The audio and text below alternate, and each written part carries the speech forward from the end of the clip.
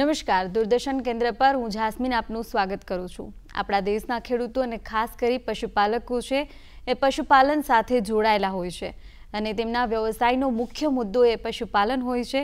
તેવી જ રીતે તેમાંથી જે દૂધ મળે છે દૂધનું તેઓ વહેંચાણ કરતા હોય છે, પણ હજુ પણ આપણા જે પશુપાલકો છે, ખેડૂતો છે, એ દૂધની વાનગીઓ છે અથવા તો દૂધના ઉત્પાદનમાં ડેરી વ્યવસાયને નફાકારક બનાવવા માટે જે ધ્યાનમાં લેવાતા પાસાઓ હોય છે તેનાથી અજાણ હોય છે।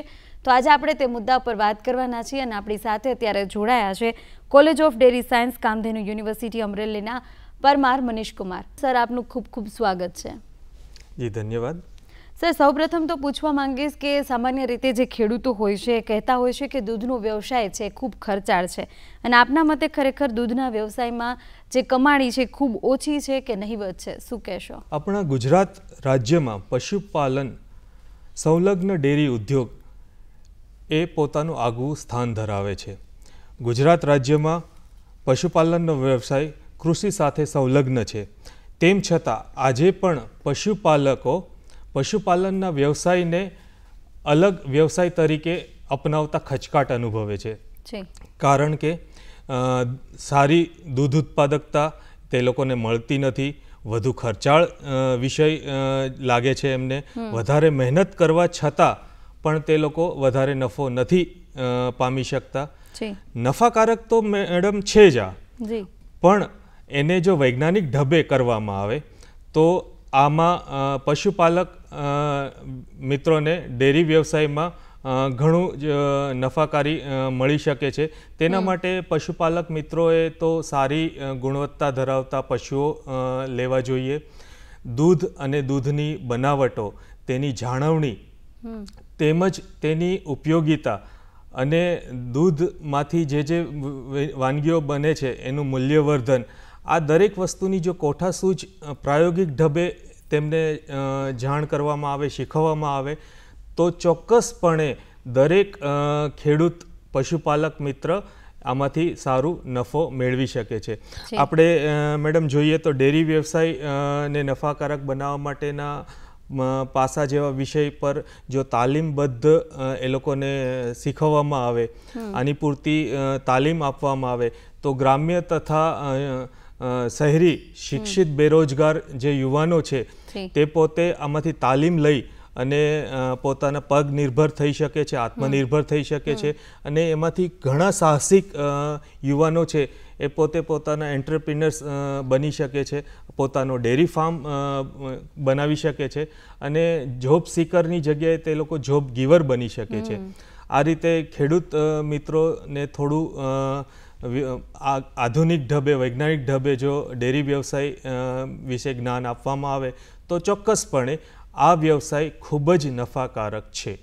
આગળ પૂછવા માંગીશ કે સૌપ્રથમ જ્યારે પશુપાલકો છે એમને દૂધ ઉત્પાદન મેળવવા માટે સારી રીતે કઈ કઈ કાળજી રાખવી જોઈએ જેથી તેઓ આત્મનિર્ભર બની અને સારું ઉત્પાદન મેળવી શકે? આપણો ભારત દેશ વિશ્વમાં દૂધ ઉત્પાદકતા ક્ષેત્રમાં પ્રથમ સ્થાન ધરાવે છે।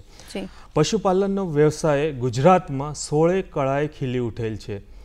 આપણે જો વાત કરીએ તો પશુપાલન સ્વતંત્ર વ્યવસાય તરીકે ઉત્તર અને મધ્ય ગુજરાતમાં ખૂબ જ સફળ રહેલ છે। પશુપાલન નાના તથા સીમાંત ખેડૂતો, જમીન વિહોણા પશુપાલક ખેડૂત મિત્રો માટે જીવન નિર્વાહનું કાર્ય કરે છે। આપણે જો જોઈએ તો આ વ્યવસાય થકી ગામડાઓમાં ઘણું સ્ત્રી સશક્તિકરણ થઈ રહ્યું છે। મહિલાઓ પોતે આ બિઝનેસને એકલા હાથે ચલાવી રહી છે અને દૂધ ઉત્પાદન થકી તેઓ પોતાના અને પોતાના પરિવારનું નિર્વાહન કરી રહી છે, સારી આવક મેળવી રહી છે। અને જો જોવા જઈએ તો નફાકારક બનાવવા માટે ધ્યાનમાં રાખવાના જે પાસાઓ અહીં રજૂ કરવાના છે, જેમાં મુખ્યત્વે પશુઓની પસંદગી, ખોરાક પાણીનું સમયાંતરે જાળવણી, દૂધ દોહન, સંવર્ધન, સ્વાસ્થ્ય સંરક્ષણ, ટીકાકરણ કે વેક્સિનેશન જે કહેવામાં આવે છે, નબળા પશુઓનો નિકાલ અને છટણી, ઓછા ખર્ચે આરામદાયક પશુ રહેઠાણ, નોંધપોથીનો નિભાવ, ટુકડા કરેલ નિરણ જે ચાફ કટર દ્વારા એ લોકોને આપવામાં આવે છે, મજૂરોની પસંદગી, ધણનું કદ, દુધાળ વશુકેલ પશુઓનું પ્રમાણ, દૂધ વેચાણ, પશુ વેચાણ, મૂલ્ય વૃદ્ધિ વગેરે જેવી બાબતોને ધ્યાનમાં રાખવી જોઈએ. આમાં ઇમ્પોર્ટન્ટ એક દૂધ વેચાણ અને પશુ વેચાણ એ વિશે હું થોડું માહિતી આપવા માંગીશ. દૂધ વેચાણ આપ જોવા જાઓ તો આજે તમને 50 રૂપિયે પ્રતિ લીટર પણ દૂધ મળશે અને 150 રૂપીસ 150 રૂપિયે પ્રતિ લીટર પણ દૂધ મળશે. જેવી રીતે પશુ વેચાણ, તો પશુ વેચાણમાં પણ તમે જુઓ તો 50,000નું પણ આપને પશુ મળશે અને 1.5 લાખનું પણ પશુ મળશે. તો જેમાં મૂલ્ય વૃદ્ધિ છે, જેનું સારા દૂધમાં સારા ફેટ છે, દૂધની ક્વોલિટી સારી છે, એની ગીર આપણે જોવા જઈએ તો ગીર ગાયની જે દૂધ ઉત્પાદકતા અને એની ક્વોલિટી છે, તો એને 150 રૂપિયે આપણા શહેરમાં દૂધ મળતું હોય છે. આપના મતે એવી કઈ કાળજીઓ છે જે રાખવાથી જે દૂધ ઉત્પાદન જે વ્યવસાય છે એમાં નફાકારક બને છે? પશુઓમાં પોષણને ખૂબ જ મહત્વ આપવામાં આવે છે. માટે સારી ગુણવત્તાવાળો ઘાસચારો, લીલો ઘાસચારો જો પશુઓને આપવામાં આવે તો તે તંદુરસ્ત રહે છે અને સારું દૂધ ઉત્પાદક કરી શકે છે. દરેક પશુને માથા દીઠ 2 થી 3 કિલોગ્રામ દાણ ખવડાવવું જોઈએ. પશુઓને રાસાયણિક ખાતરોનો છંટકાવ કરેલ કોઈ પણ ઘાસચારો ન આપવો જોઈએ. અને જે પશુઓ ગાભણ હોય કે એ લોકો વિયાણ થવાના હોય એ લોકોને વધારે કેલ્શિયમવાળું પણ ઘાસચારો, સૂકો ઘાસચારો ન આપવો જોઈએ. આના થકી ઘણીવાર અનેક રોગો પ્રવર્તી શકે છે અને આવા રોગોનું નિરાકરણ કરવા માટે આપણે એ લોકોની તંદુરસ્તી અને કાળજી લેવાનો ખૂબ જ જરૂરી છે. સર, દૂધ દોહન કર્યા પછી એને તરત વેચી નાખવું જોઈએ અથવા એને રાખી કે એમાંથી બનાવવાની અલગ અલગ જે દૂધની વાનગીઓ છે બનાવવાથી વધુ ફાયદો અથવા તો નફો થઈ શકે? સરસ પ્રશ્ન છે જે દરેક પશુપાલક ડેરી વ્યવસાય કરતા ખેડૂત મિત્રોના મનમાં ઉદ્ભવતો હોય છે કે જો હું દૂધ મારું જેટલું ઉત્પાદન છે તેને તૈયારીમાં વેચી દઉં તો મને કેટલું આવક મળે, અને જો દૂધમાંથી હું વાનગીઓ બનાવી અને અલગ અલગ પ્રોડક્ટ્સ સેલ કરું તો મને કેટલો એમાંથી ઇન્કમ જનરેટ થઈ શકે. તો આમ વિષય પર મારો મત એ છે કે દરેક પશુપાલક મિત્રે સૌપ્રથમ પોતાના પરિવારની જરૂરિયાત પ્રમાણેનું દૂધ ઉપયોગમાં લેવું જોઈએ. ત્યારબાદ વધારાનું જે દૂધ છે એની જરૂરિયાત જો ઇમરજન્સી હોય, પૈસાની જરૂરિયાત હોય તો એને દૂધ વેચીને આવક મેળવી શકે. અધરવાઇઝ જો તમારી પાસે વધુ પ્રમાણમાં દૂધ ઉત્પાદન હોય તો ચોક્કસપણે તમારે વેલ્યુ એડિશન, મૂલ્યવર્ધનવાળી અલગ અલગ વાનગીઓ બનાવીને એને દૂધની વાનગીઓ વેચવી જોઈએ, જેનાથી એ ખૂબ જ સારા પ્રમાણમાં ઇન્કમ કરી શકે. કારણ કે આપ જોવા જાઓ તો મેં પહેલાં વાત કરી 50 થી 150 રૂપિયા પ્રતિ લીટરનું દૂધ માર્કેટમાં અવેલેબલ છે, પણ તેની સામે તમે જોવા જાઓ મૂલ્યવર્ધિત દૂધની બનાવટો જે 1000થી માંડીને 5000 રૂપિયા પ્રતિ કિલો પણ એવી પ્રોડક્ટ્સ દૂધમાંથી બનેલી અવેલેબલ છે. તો આપની જે જરૂરિયાત હોય એ પ્રમાણે દૂધનો ઉપયોગ કરવો જોઈએ. જી સર, સાથે જ વેસ્ટમાંથી બેસ્ટ આવકમાં વધારો કઈ રીતે કરી શકાય, અથવા તો જે પશુપાલન જે વ્યવસાય છે એમાં દૂધમાંથી જે કોઈ વધારાની એવી ઉપજ છે કે જે મેળવી ખેડૂતોને ફાયદો વધુ થઈ શકતો હોય આવકમાં? એમાં એમ કહેવા જઈએ તો જ્યારે પણ દૂધ પશુપાલન, જ્યારે ખેડૂત મિત્રો ગાય, ભેંસ વગેરે પશુઓ રાખે છે તો દૂધનું ઉત્પાદન કરીને તો ઇન્કમ મેળવે જ છે, પણ સાથોસાથ જો જોવા જઈએ તો દૂધના ઉત્પાદન સિવાય જે ગાય ભેંસનું ગોબર છે, ગૌમૂત્ર છે, આ દરેક વસ્તુઓનું સેલ પણ કરીને એમાંથી વેસ્ટમાંથી બેસ્ટ કરી શકે છે. આજના જમાનામાં આપ જોવા જાઓ તો ગોબર ગેસ જે ગવર્મેન્ટની યોજનાઓ છે તેમાંથી સારો મુનાફો મળી રહ્યો છે. ગૌમૂત્ર અર્ક એ વિવિધ દવાઓના ઉપયોગમાં યુઝ થાય છે. ગોબરમાંથી બનાવેલા છાણા પણ આજ ઓનલાઈન માર્કેટમાં વેચાય છે. તો આવી વિવિધ બાય પ્રોડક્ટ્સનો પણ ઉપયોગ કરી અને ખેડૂત મિત્રો પોતાને સારી કમાણી કરી શકે છે. જે ખેડૂત મિત્રો છે અથવા તો પશુપાલકો છે એમનું જે દૂધ છે એ સારા એવી ગુણવત્તા અને સારા ઊંચા ભાવે વેચવા માટે શું કરવું જોઈએ? શુદ્ધ દૂધ ઉત્પાદન સૌપ્રથમ જ્યારે પણ દૂધ દોહનની પ્રક્રિયા કરવામાં આવે તો સૌપ્રથમ જે ગાય ભેંસ કે આપણા પશુઓ છે એ એકદમ ચોખ્ખા વાતાવરણમાં હોવા જોઈએ. આપણે જે પણ વાસણમાં દૂધ દોહન કરીએ છીએ એ વાસણ પણ એટલું જ ચોખ્ખું હોવું જોઈએ.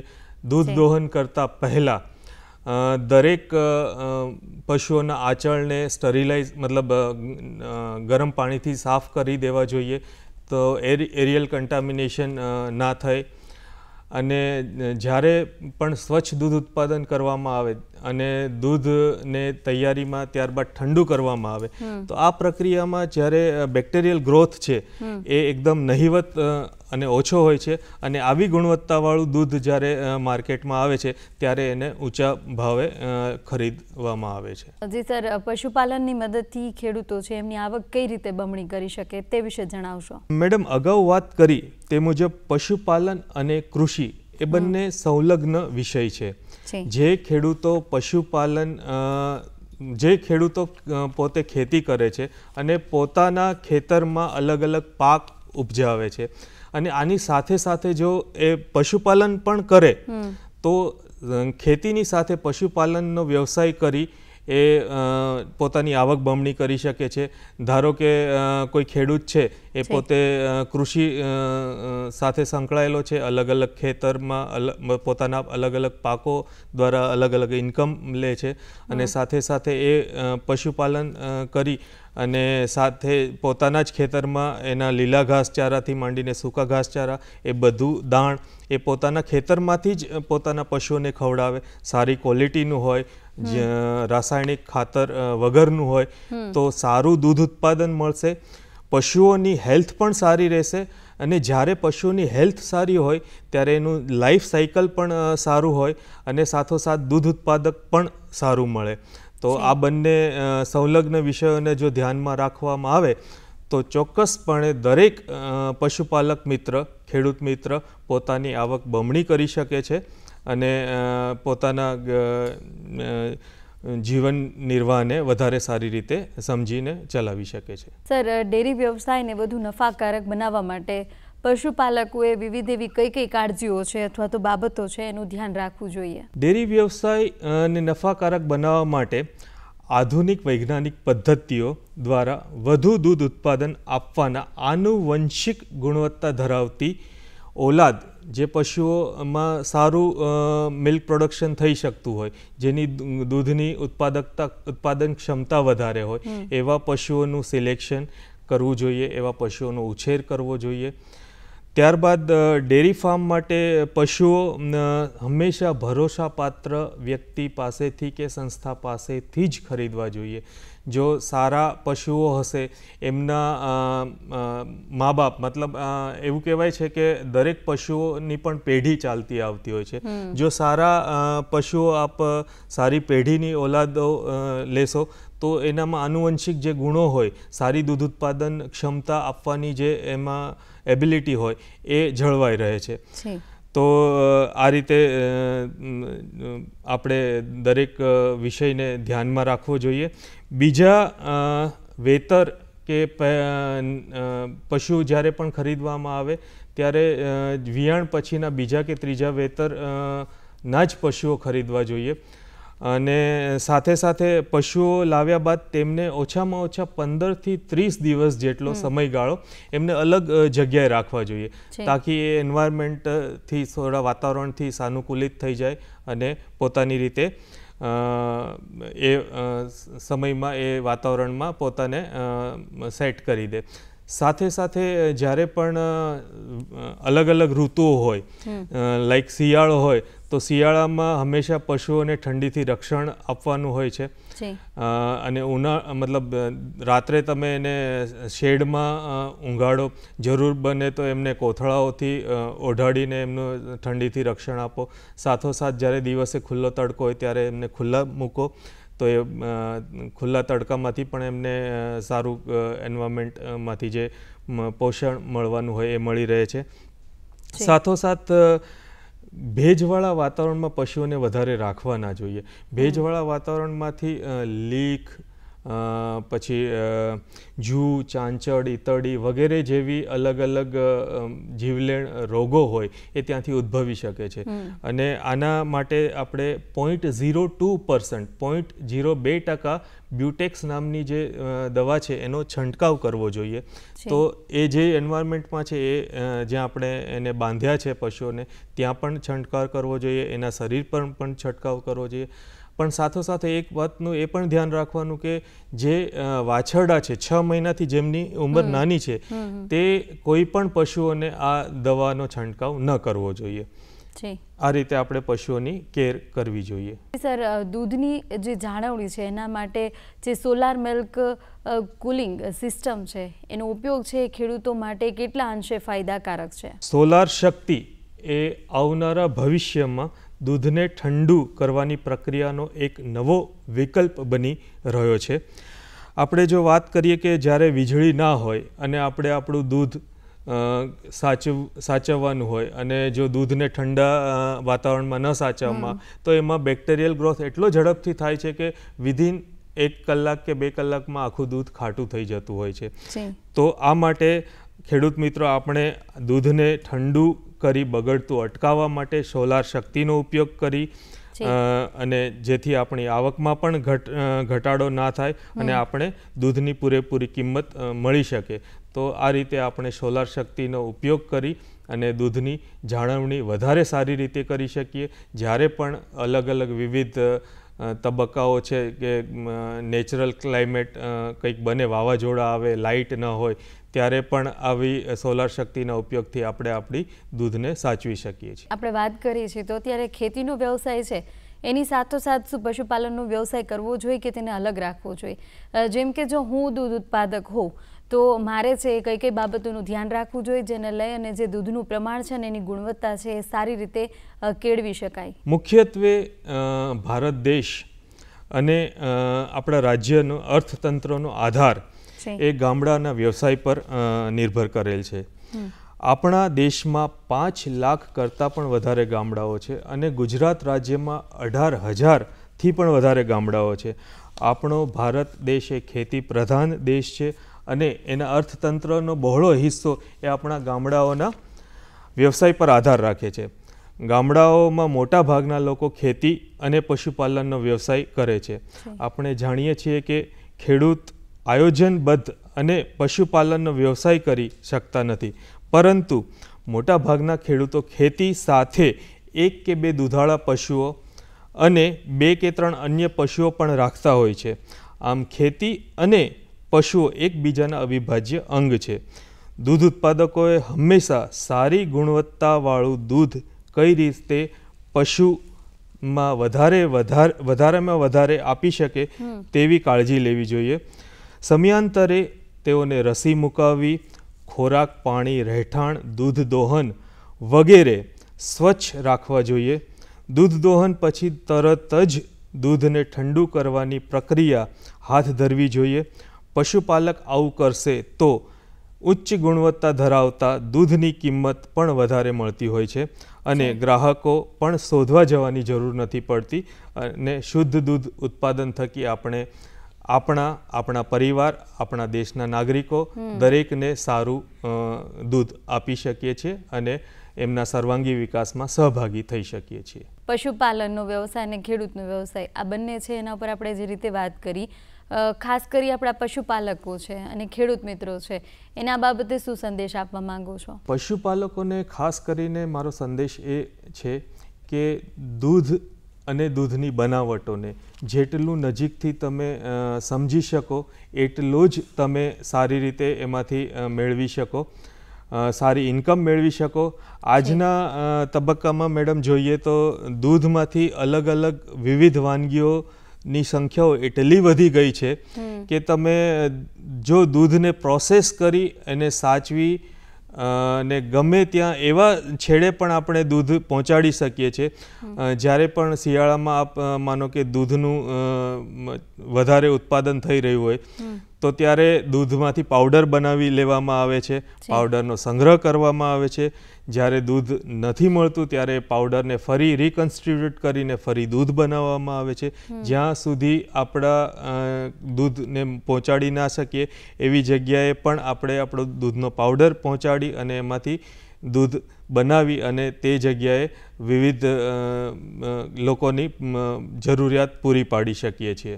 દૂધની બનાવટો અંતર્ગત જે મૂલ્યવર્ધક છે અથવા તો દૂધની જે વાનગીઓ છે તેના વિશે જણાવશો. દૂધની બનાવટો આ વિષયમાં જો જોવા જઈએ તો મૂલ્યવર્ધન જેટલું કરવામાં આવે.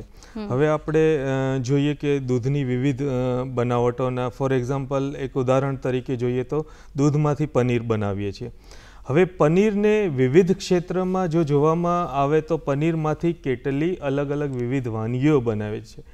પનીર ટિક્કા, પનીર ટિક્કા મસાલા, પનીર કબાબ, પનીરની અલગ અલગ વિવિધ રસોઈ અલગ અલગ સબ્જીમાં યુઝ થાય છે. આવી જ રીતે નવા રિસર્ચમાં જ દેખવા મળ્યું છે. ડેરી સાયન્સ કોલેજ ખાતે હમણાં થોડા સમય પહેલાં જ અમે પનીરમાં કરી લીવ્સ મતલબ મીઠા લીમડાના પાન, પછી લીલા ધાણા, લીલા મરચાં, થોડું મીઠું અને થોડો તેલનો વઘાર કરીને પનીરની જે ફાડવાની પ્રક્રિયા પહેલાં એનો તડકો લગાવવામાં આવ્યો અને ત્યારબાદ એને પછી કોગ્યુલેટ કરીને જે પનીર બનાવ્યું. તો આ મસાલા પનીર એક નવું જ રૂપમાં માર્કેટમાં બની શકે છે. તો આવા નાના પ્રયોગો થકી દરેક ખેડૂત મિત્ર પોતાના પરિવારને સારું મૂલ્યવર્ધિત વસ્તુઓ ખવડાવી શકે છે. નવા વિષયો સાથે દરેક ખેડૂત મિત્રો પોતાના દૂધની બનાવટોમાં મૂલ્યવર્ધન કરી શકે છે. જો જોવા જઈએ તો દૂધની જાળવણી એક એવો વિષય હતો કે જેમાં દૂધ એક દિવસ મતલબ ગરમ કર્યા પછી એક દિવસની અંદર બગડી જતું હોય છે જો એને સારી રીતે સાચવવામાં ના આવે. પણ વિવિધ ટેકનોલોજી થકી એ દૂધને 6 મહિના સુધી સાચવવું હોય તો પણ એ આજના જમાનામાં પોસિબલ છે. તો આવી મૂલ્યવર્ધિત સેવાઓ, મૂલ્યવર્ધિત જે પણ એડિશન ટેકનોલોજી છે એનો ઉપયોગ કરીને ખાસ દૂધને સાચવણી અને દૂધમાંથી બનતી વિવિધ વાનગીઓને આપણે લાંબા સમય સુધી સાચવી શકીએ અને એને લાંબા અંતર સુધી પહોંચાડી શકીએ. આ રીતે દૂધમાંથી બનતી વિવિધ મૂલ્યવર્ધિત વાનગીઓનો યુઝ કરી શકાય છે. તો દર્શક મિત્રો, ખેડૂત મિત્રો, પશુપાલકો હતા આપણી સાથે college of dairy science, Kamdhenu university અમરેલીના ડૉક્ટર પરમાર મનીષકુમાર સર. આપ અહીંયા ઉપસ્થિત થઈ અમારા ખેડૂત મિત્રો, પશુપાલક મિત્રોને સરસ મજાની માહિતી આપી તે બદલ આપનો ખૂબ ખૂબ આભાર. જી ધન્યવાદ.